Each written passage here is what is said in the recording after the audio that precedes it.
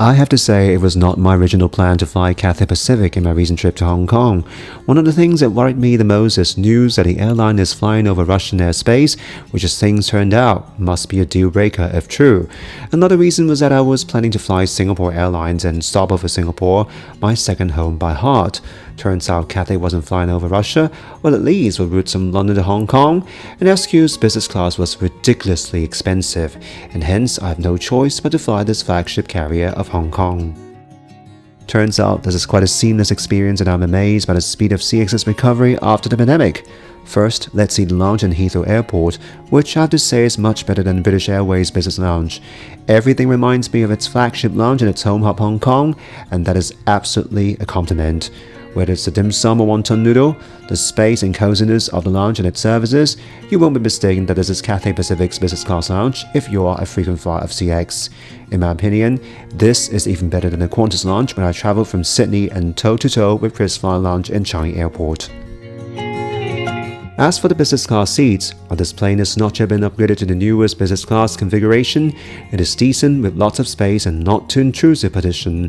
Another new feature that I really like is the latest safety video, which has finally evolved from a typical government-style announcement of public interest video to one that displays Hong Kong's attractions, something that other airlines like Qantas and Singapore Airlines have adopted over the years.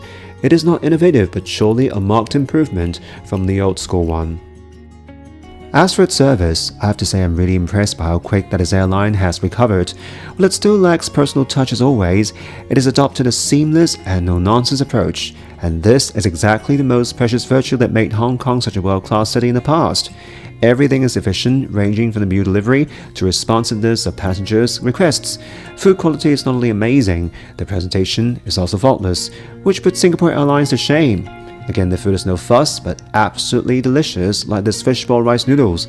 The only thing that I don't like was the fact that it followed the Asian time zone while serving food, so I was super hungry at 7 PM Greenwich Mean Time. But whatever, no complaints when you can order, what else, fishball noodles anytime.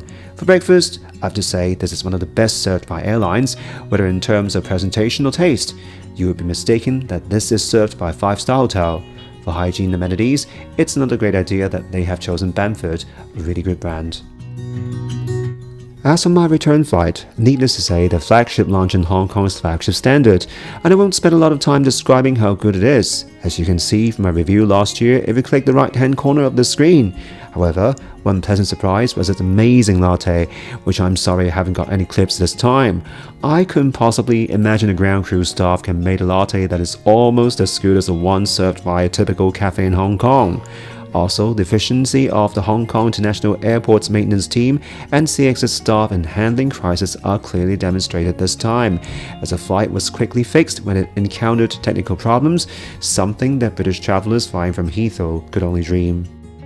But compliments aside, are there any criticism of my entire flight experience? Sadly, there is one, which is the so-called Iberico pork, and it's absolutely a disaster, as it's rough and tasteless.